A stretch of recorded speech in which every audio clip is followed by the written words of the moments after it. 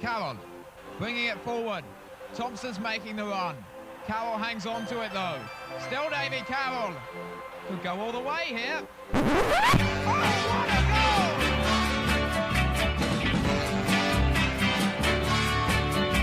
I don't know what it is that makes me love you so. I only know I never wanna let you go. 'Cause you started something, you see, that ever since we met you had a hold on me. It happens to be true. I only wanna be with you.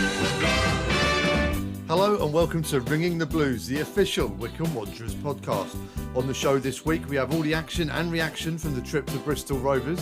We speak to a Wycombe fan who got there by an unusual method, and we hear from loanee Freddie Potts on life at Adams Park. But first, let's head to Mexico City for the full Liga One results from Saturday.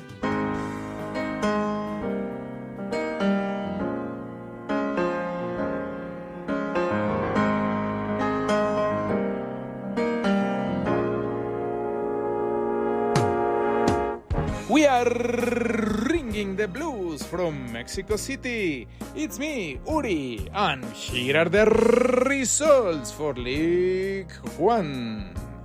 Bristol Rovers 1, Wycombe Wanderers 2, Burton Albion 1, Bolton Wanderers 1, Cheltenham Town 0, Northampton Town 1, Exeter City 2, Reading 1, Fleetwood Town 0, Shrewsbury Town 1, Leyton Orient 2, Cambridge United 0, Lincoln City 3, Blackpool 0, Oxford United 2, Charlton Athletic 1, Peterborough United 2, Derby County 4, Port Vale 1, Carlisle United 0, Stevenage 0, Portsmouth 0, Wigan Athletic 0, Barnsley 2. So that's 3 wins in a row now against Bristol Rovers. So Chairboys Spanish this week, it's a pig if you are a Rovers fan. So how do we say pig in Spanish? Well, you can say cerdo o cochino. Let's pick cochino. So it's a pig if you're a Rovers fan. Eres un cochino si le vas a los Rovers. So, talking about pork and pig, there's amazing dishes in Mexico. There's a wonderful array. There are carnitas, which are fried. There are, of course, tacos al pastor, the shepherd tacos, worldwide famous, and you can have them in London. Oh, but Phil Catchpole's favorite, and I can assure that he prepares the best cochinita pibil in the whole High Wycombe area. Ask Phil about cochinita pibil. Oh, that's pork with an orange chili sauce and purple onions bent on a soft tortilla taco. Oh, yum yum. Just ask Phil. My amigo will prepare you the best cochinita pibil tacos. So, okay. I might say I'm a vegetarian or I'm becoming one, so okay. But I am more proud of Mexican cuisine, so yes, I told you about pork and tacos in Mexico. So this is it for this week. I'm back to England with my amigo Phil Catchpole. Adios. Ooh, Conchinita Pibil, my favourite. Cheers, Uri. Right then, Wycombe Wanderers headed down the M4 in lovely sunny conditions. Johnny King joined us on comms. Welcome to the Memorial Stadium here in currently sunny Bristol. Wycombe Wanderers have made the trip down the M4 to take on the Pirates, or the Gas, however you want to call them, Bristol Rovers, and looking to pick up an away win. And a win on a Saturday, which has been hard to come by so far for manager Matt Bloomfield.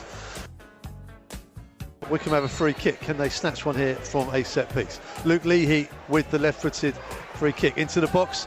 Looks for Lowe. Oh, it's there! Joe Lowe wins the head and heads it past a static Cox, and the former Bristol City man runs in front of the Thatcher's terrace and says, shh, it's 1-0 to the Chairboys.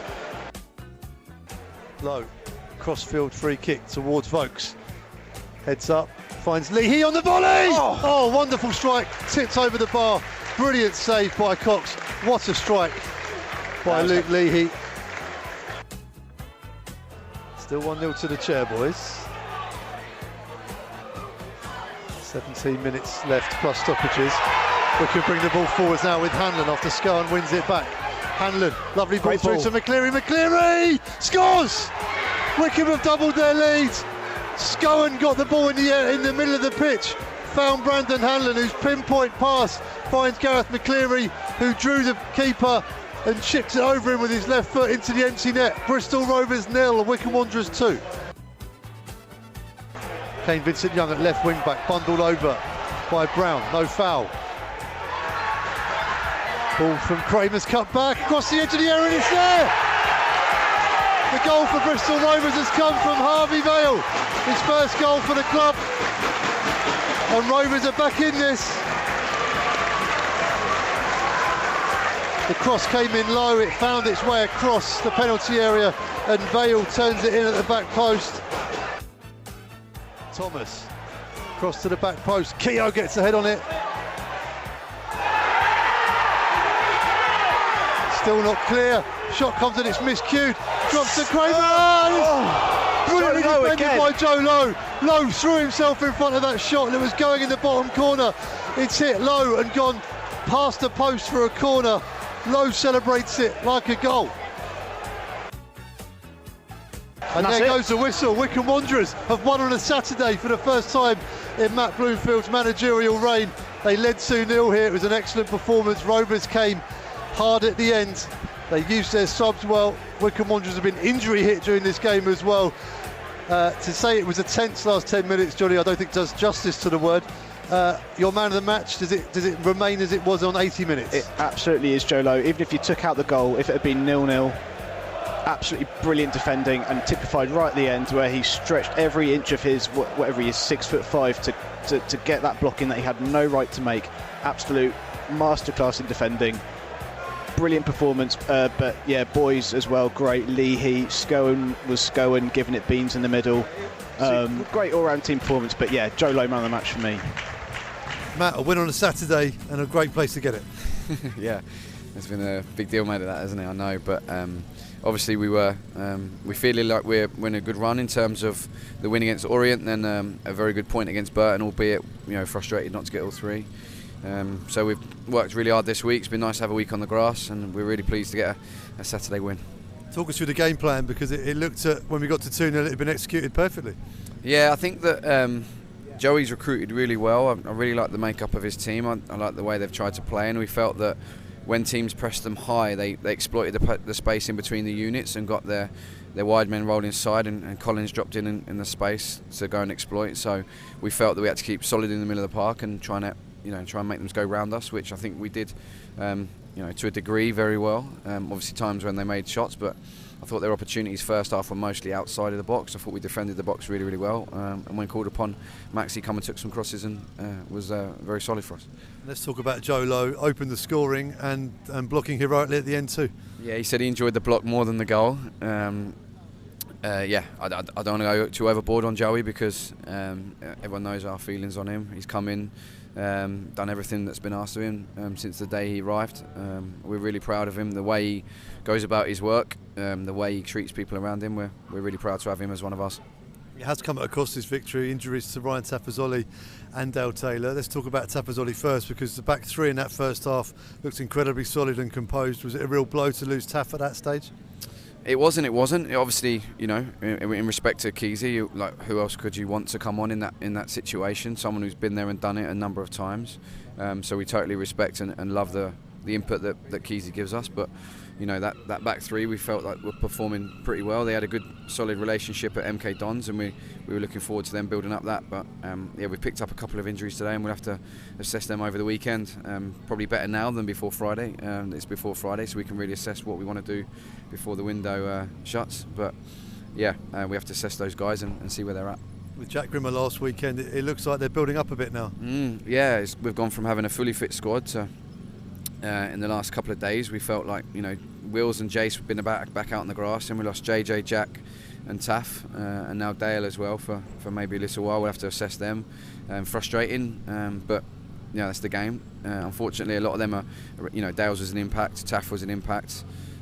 So it's part of the game, and we have to make sure we're strong enough as a squad to deal with these things. You've talked about the importance of substitutions this season, and you must be delighted with the impact that Brandon Hanlon and Gareth McCleary made almost as soon as they came on. Yeah, most certainly so. I thought those guys were great. You know, I think the game, I've said it a number of times, I think the game with 10 minutes of injury time today, it's another chunk added on. And to have, you know, I don't want to sound too predictive in terms of those guys are just finishers, because they're absolutely not. They're valued starters as well as finishers for our football team, and we value them. But you know, whoever it is at whatever stage of the game, we have to make sure that tactically and physically we're ready to go and make an impact, and they were top today. You know, we all know the quality that G's given this football club for a few years now. He's a top guy, a real good player for us, and we want to make sure that his value isn't diminished if he's not starting games. You know, he still has such an impact as a finisher, but obviously he's going to start games as well, and the same with Brandon. You know, I think having that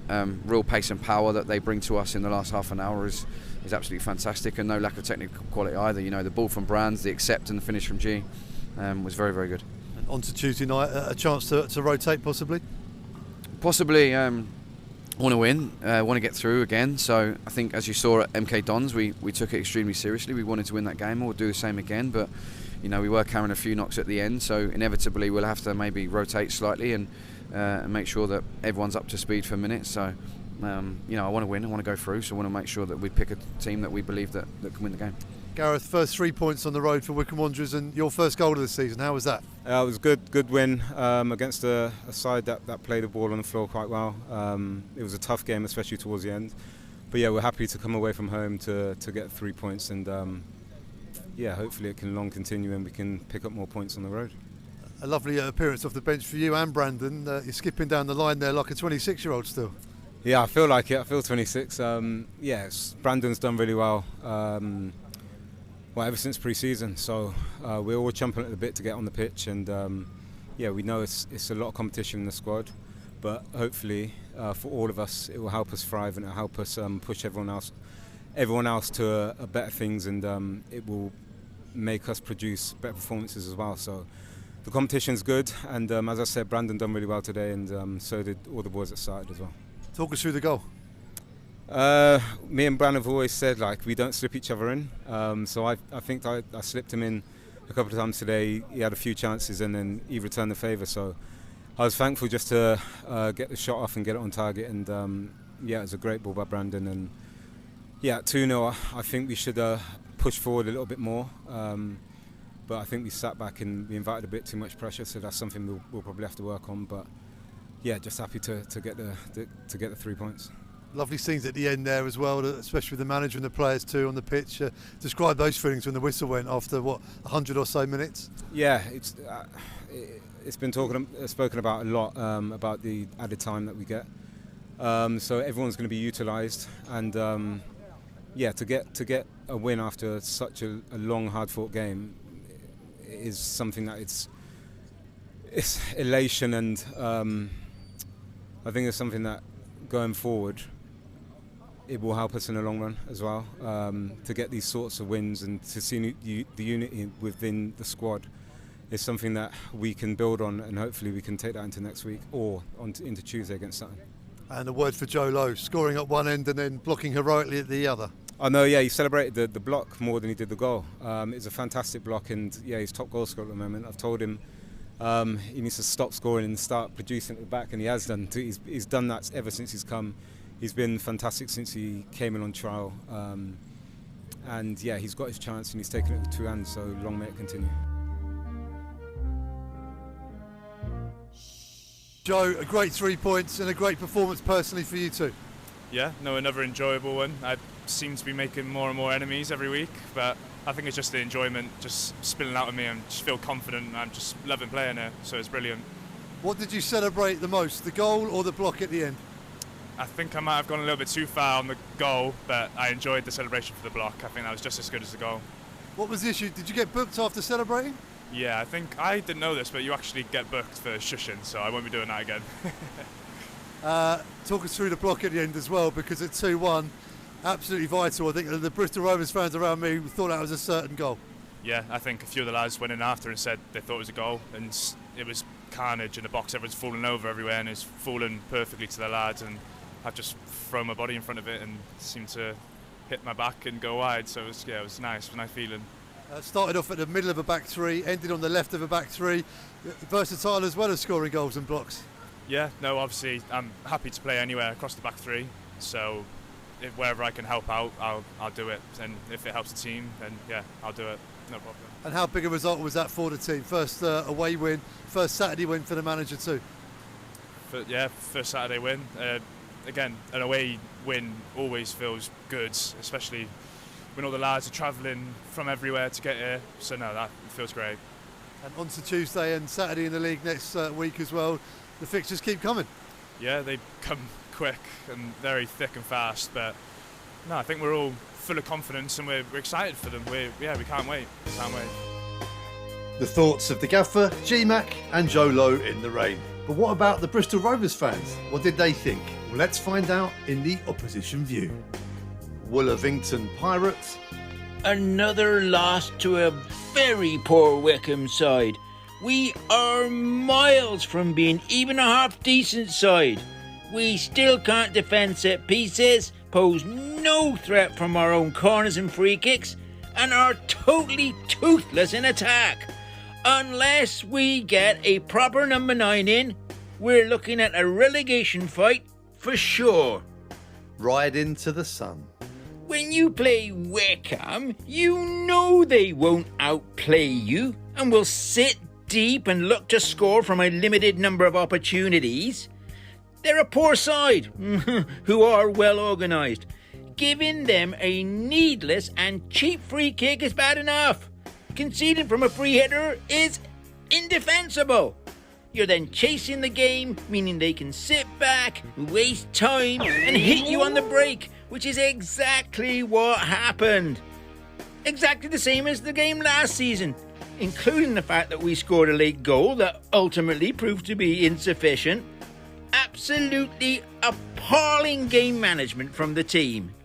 Puckle gas. We just can't seem to beat teams with a low block. I never enjoyed that game at all. In fact, I might miss every Wycombe and Shrewsbury match in the future, as they're both anti-football. The ref was dire too. Jamie. I never, ever want to see that ref manage another game in his life. He's the worst I've ever seen. Their player should have gone to prison for that foul on Brown at the end. And he says play on.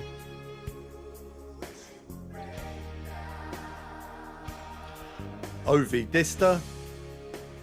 My concern is that we have been beaten on so many occasions now by poor sides employing exactly the same strategy, and yet we continue to fail in exactly the same way.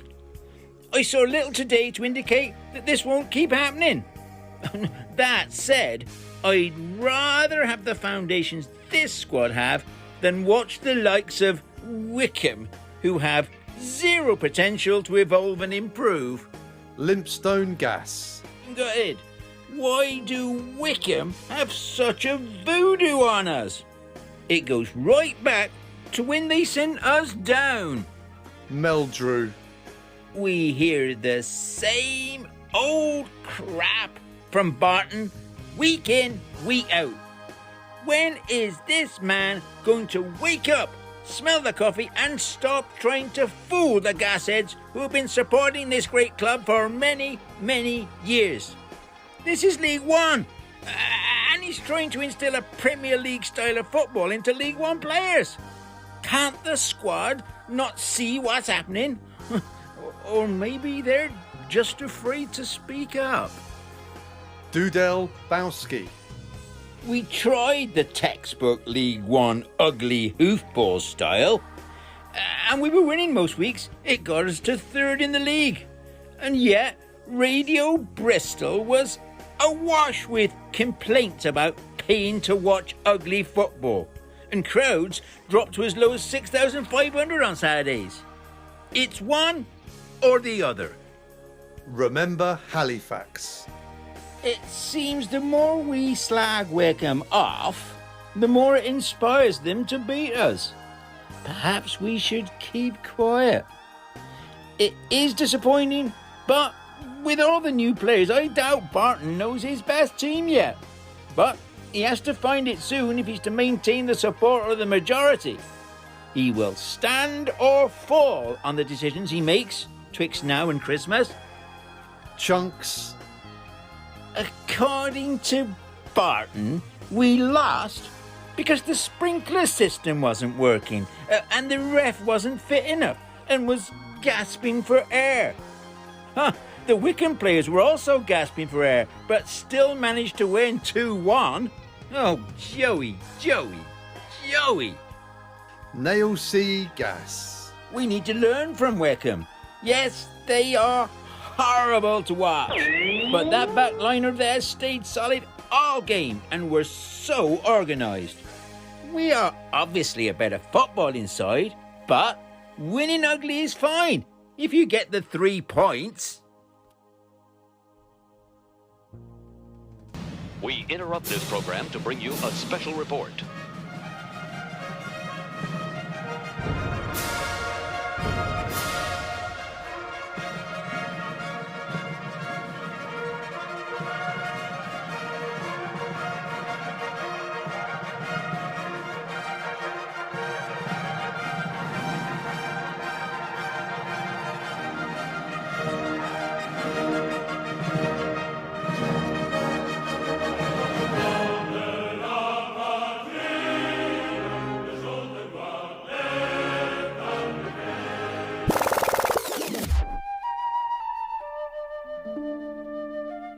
Yeah, look, we're disappointed to lose, but I thought there was many positives out there. I mean, you know, the fact that fans kept with the team, they kept pushing. I thought we should have had a penalty. I'm not sure, you know, if that's the other way round and the defender heads the ball clear and our lad charges into him, the ref will give a free kick there. I think in any other part of the pitch, I think a foul would have been given, but you know, I'll have to ask the referee for some observations about a few decisions today. But we've got to be better. You know, we've got to take it away from officiating calls. But I thought, as I say, there was many positives out there for us as a team today. Knitting some new players in, I thought they did exceptionally well. You know, George Friend, Jack Hunt in particular. And we've got a little bit of work to do before we can class ourselves as a promotion thinking team. But there's nothing I've seen this afternoon that doesn't make me think, you know, Wycombe are a good side. Matt, the game plan sat off, ran the clock down, wasted time, you know, all the old tricks, and they were very good at that. So from our perspective, you know, it's another bit of learning, but also, you know, with the greatest respect to them, I thought we were much the better footballing team, and if I was paying money to watch anybody on a Saturday, you know, out the two teams today, I wouldn't be particularly enamoured watching, you know, teams lump it in the fashion that they do. But again, you know, they've done a number on us and beaten us, so back to the training ground to work harder to get better. Look, you know, it's going to sound mad this, and I know, you know, every manager comes up with all balmy excuses, but with our new stand getting put in, it's knocked out the sprinkler system, so it couldn't get worked. I was actually doing the rain dance, and I seen the rain in the Bournemouth Tottenham game like a deluge, and I was praying it came over here. We managed to get a little bit of spitting. You know, it's very rare. You know, you're hoping for rain, but just as things conspire, you know, the worst team probably to play against on a bone dry pitch, you know, is a big 5-4-1, you know, defensive unit that want to, you know, play for set plays and you know, fragmented moments in the game, and they got the goal, albeit it was against the run of play, and then, you know, it allows them to camp in and defend the box, which they do really well. So look, it's a part of our learning, but I'm absolutely confident about where we are, where we're going. I think this is as talented a group of lads I've ever had, with a fantastic attitude. We've got a commitment to working hard every day on the training ground. Stadium's starting to come. Hopefully by the time we get in here against Lincoln next week, the sprinkler system will be fixed and we can get that crisp, slick surface that we require to play our brand of football. So Wycombe went to Bristol Rovers on Saturday. They got the 3 points. It was quite challenging for our fans because of the conditions at Bristol and the fact they don't have an away stand currently, and it was just a terrace. It was all ticket on the day as well. And also there was a train strike, but that doesn't stop our Wycombe fans from getting to games. On the line now is Tom, who went to a game via an unusual method, given the distance. Tom, first of all, how are you? And how did you get to the game on Saturday? Hello, Phil. Yes, I'm good, mate. All good, yeah. And yeah, on Friday and Saturday, I got to the game by bike. So yeah, cycled on the Friday 86k to Swindon, stayed overnight, and then finished off in the morning to Bristol, another 65k. Wow. When did you decide to do this? When the train strikes were announced, or just because you fancied it? It's mostly just because I fancied it. It's something I've been trying to do for a while, cycle to more games. I quite like cycling, do a lot of cycling. But yeah, I mean, originally I was going to go meet some friends and family and then get a lift home, but then everyone cancelled and I actually made some plans myself. So then I had plans for Friday, and then when they fell through, I was like, well, I do have this plan to go to Bristol and I've got nothing else to do. So I was looking at all that last minute, seeing about the train, seeing all the train strikes, and then I found out just as I was about to leave, I was like, oh, actually, I don't have a ticket yet. I was like, in a way, that's like the least important bit. I'll work that out later. Right, before we get to the arriving at the ground, what's the route like on the bike? Because I'm only a mere motorist. I just think, yeah, jump on the M4 and just keep going till you get to Bristol. Presumably, you weren't cycling down the hard shoulder. No, trying to avoid the hard shoulder. There's like an app that's called Commute, and basically you just say, start here, take me here. And it kind of takes you a nice cyclist route. It was very hilly though. The first day was horrible. I didn't realize how bad it was. Uphill, then downhill, then uphill, then downhill. Not a single bit of flat road. So I did get to Swindon. Swindon, absolutely knackered. And then the second day was really nice. Actually, it was a nice it kind of followed the motorway the whole way, but it's just really flat, really smooth, and yeah, really nice ride. And Joey Barton's obviously spoken about the lack of rain during the game. Was it dry for your cycle? I can't imagine it's much fun cycling up a hill in the rain. Yeah, no, I was lucky. The forecast said it might rain. Yeah, I was actually quite lucky. It was pretty nice weather the whole way. And also when I got there, do you know what I mean? I had the roof over my head. So I thought it would have actually been quite funny if it rained when I was there. So you got to the game and you've already said you didn't have a ticket. Now, it was all tickets, so you couldn't buy on the day for the away end. So how did you get into the game? Yeah, so I was actually asking on Facebook before the game, and I got a spare ticket, and I got a spare ticket. No bites on that. So I was like, oh, well, I've got a backup plan here, plan B. I went to the ground, went to the ticket office. I decided to stay on my bike because obviously, how would they ever think I'm a Wycombe fan if I'm sat on a bike? I just went out to tick off. Said, yeah, just one ticket to East Stand. They just gave it me straight away. Excellent. So you weren't in the Thatcher's Terrace, you were in the East Stand. So is that like the weird sort of one that looks like a cricket pavilion, or the sort of the main stand? It's the one that's next to the Wycombe fans. I thought it might be funny to be right overlooking the Wycombe fans, but yeah, the bottom bit you kind of mill about in, and the top bit is seating. It's reserved seating. I did get up there because I just found a spare seat, but I couldn't get right next to all the Wycombe fans. You weren't far from where I was then, so I was hoping you were going to be in the Thatcher's Terrace and you could have given us a really good angle on Joe Lowe's celebration for his goal, because it was very popular on the Bristol Rovers fans' terrace. Yeah, I mean, I could see, I had a really good vantage point from where I was. I saw them leap up. I could see all the Bristol around me slump into their seats at the same time, so it's a beautiful view. What's it like watching the game surrounded by the opposition fans? I guess easier if we're winning, which we were. Yeah. It's tough because it's the first time I've ever done it, so you got to kind of control yourself. I was trying to blend in. There's a little old lady next to me. She was quite nice. She worked at the club. She kept asking me all these questions. I had to kind of just pretend I didn't even know what I was there for. Like, didn't know the game, didn't know the team. Oh, well, I'm glad you got through the game unscathed. Yeah, she was good. When we went Monday up, she goes, oh, I really hate playing this Wycombe. We could really do some thunder and lightning right about now. Well, thunder and lightning tends to follow this fixture around. There was an incredible storm about 15 minutes after the game finished. which didn't come in time for Joe Barton to. Otherwise, they would have clearly won the game had it rained, as he pointed out in his post-match interview. What about your bike? Where was that during the game? Was it safe? Yeah, it was safe. I actually trained it to the gate E entrance right next to the security guard. I thought he could keep his eye over it. There's a few bikes there. I'd also thought it'd help me get in. I just parked my bike there and walked straight past him. And how was the cycle home, or did you get the train? Train home. Yeah, I couldn't have done that cycle home. Had to get the train. It was.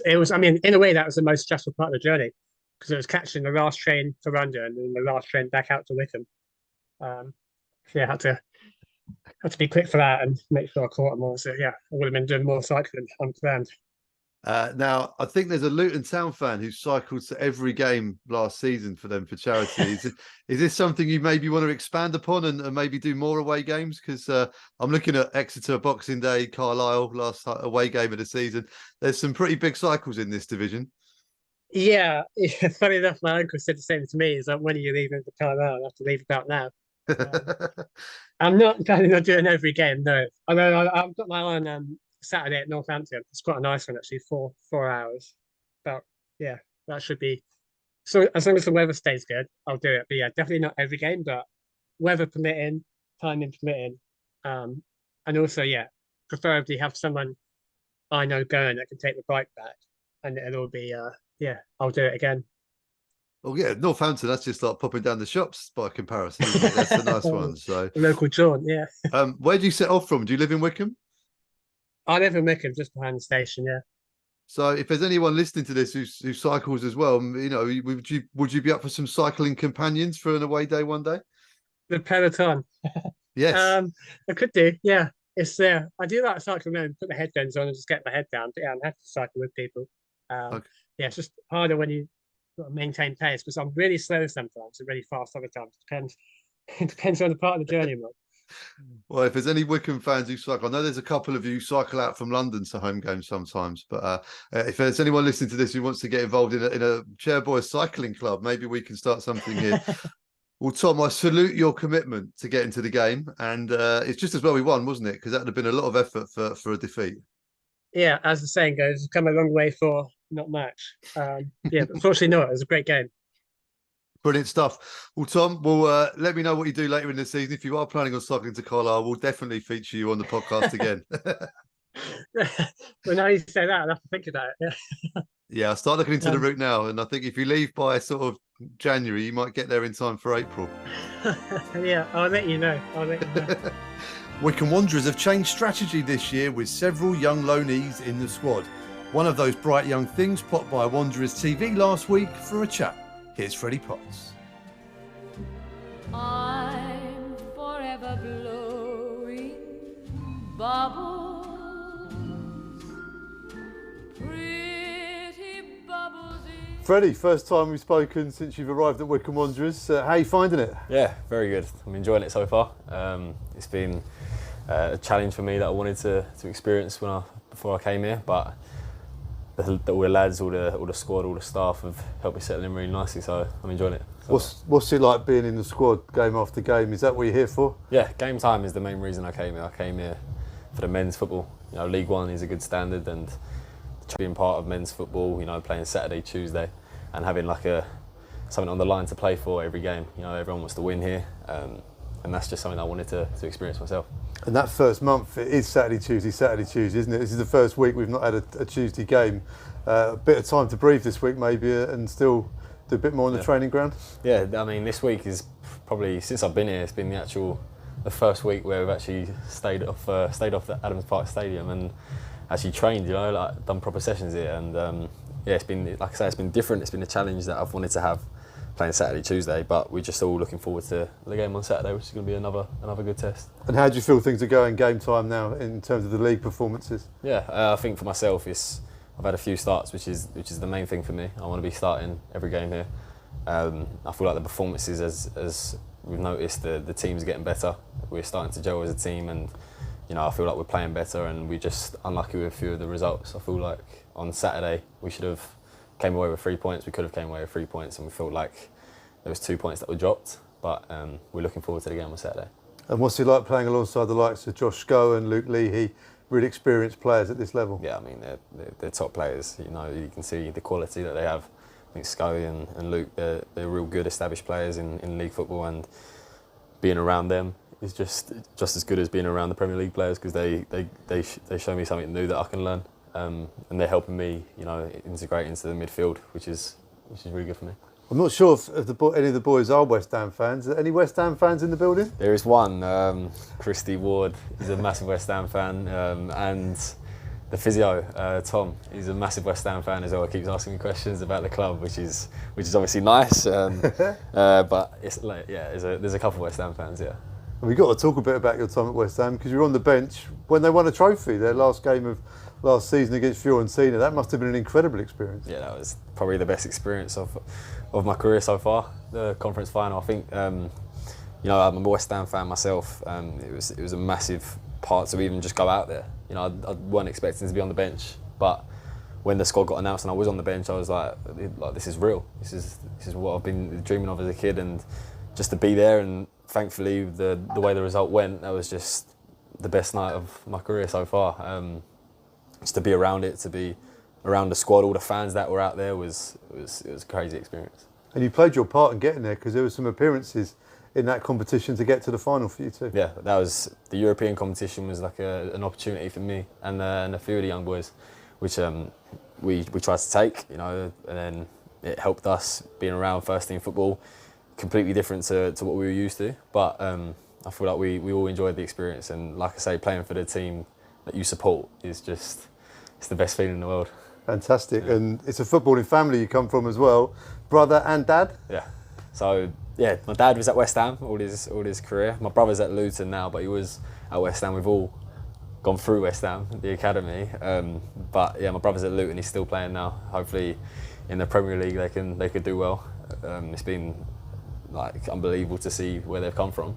But yeah, to watch him in the Premier League this year will be really good. Yeah. I remember watching your brother on his way up, so he's someone who's got experience through the divisions. Have you been speaking to him about League One and what to expect? I was speaking to him about Wycombe specifically. Ever since I heard about Wycombe wanted me, I always spoke to him about, like, what do you think of Wycombe, playing Wycombe? And he said whenever they played Wycombe, it was a tough game. Luton, Wycombe, although it's not a rivalry in a sense, he always felt like it was a rivalry when they were playing.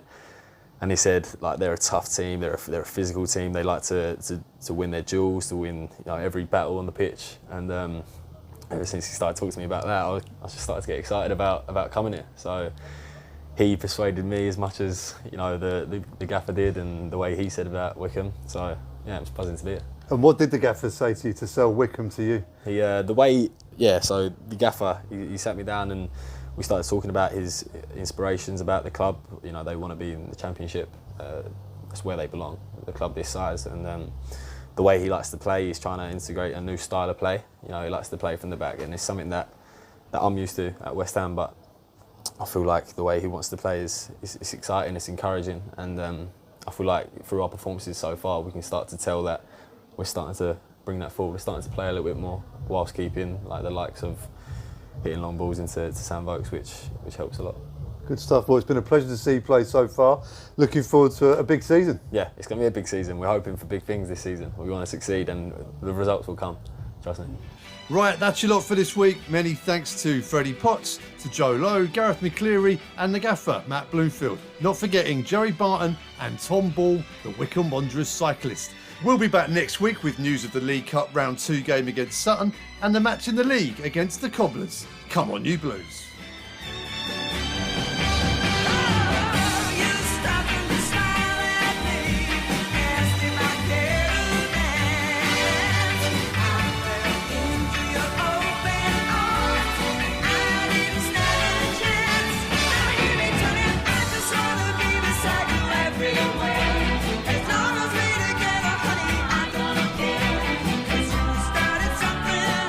You see, that ever since we met, you